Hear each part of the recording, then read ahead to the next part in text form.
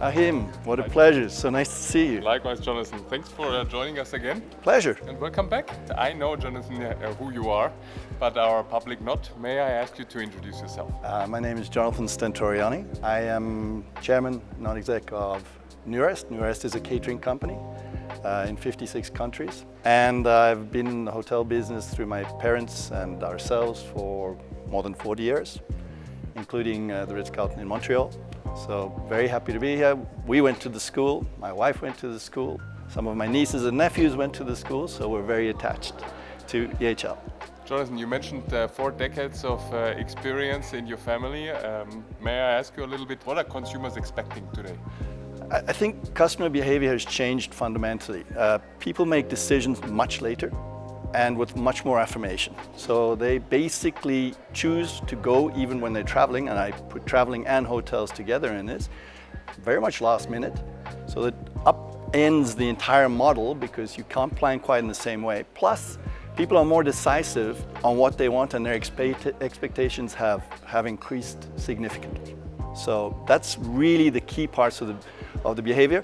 We see different segments, but even in the high-end luxury level, where before really you could see behavior for predictive incoming guests, etc., that's already changed significantly. People often make their decisions in the month or even coming up to the weekend to go away.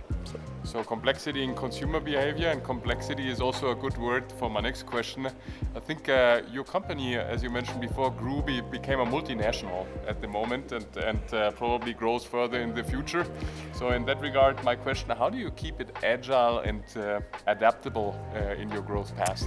Well, the origin of our company actually goes back to '96 when my partner Olivier started just one catering company in Toulouse, in France. Teeny little thing. We still have it, by the way, by pure chance. But we founded Nurest in 2005.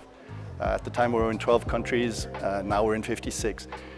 We did 190 million worth of sales in 2005, and today, this year, we'll do something in the region of 3.3 billion. Oh, wow. What's very different for us is that we're an owner-manager model.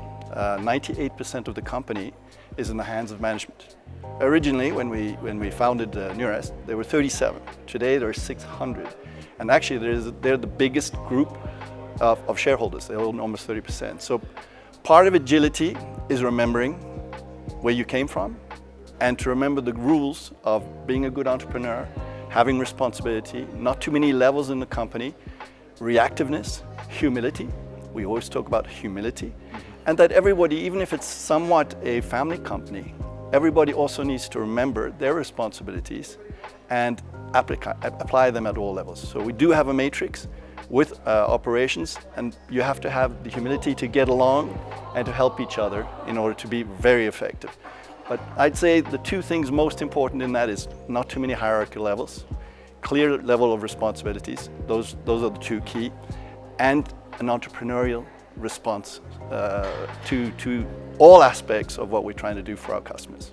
There's a lot of passion in your answer, and I love passion is something that you always bring back to EHL because you're the president of our international advisory board. And one of your things is you share a lot of your knowledge, not only right now with us here, but also to some students and to younger generations. And you also launched the mentorship programs with the industry. First, I won't take credit for having launched it. I am involved in it, that's true. It's a great positive for students because you're not their boss. And therefore, it gives you a liberation in the way that you speak, where you can transfer knowledge both ways, but at the same time, not in a feeling of if I have the wrong answer, then I'm doing it wrong. So I'm absolutely fascinated by this. First of all, the kids are just great.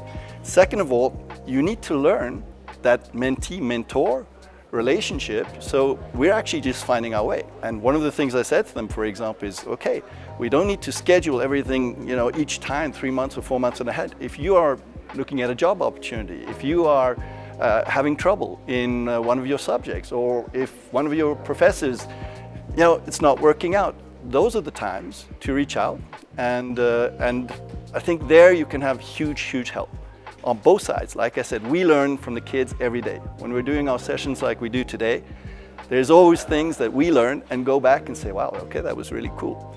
And I hope if this program works as it should, that they will feel that there's a safe space to draw on knowledge, but without any judgment whatsoever, and to be able to really lift their own level in such a way that they're going to be successful.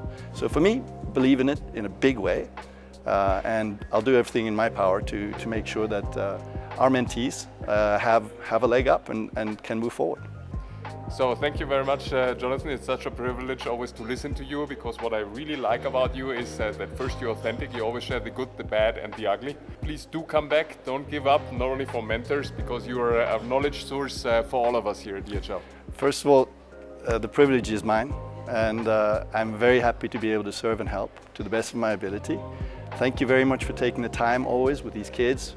It's our future, all of our future, and for me it's an honor to be here. So thank you very much indeed. Thanks so much. It's a real pleasure. Likewise.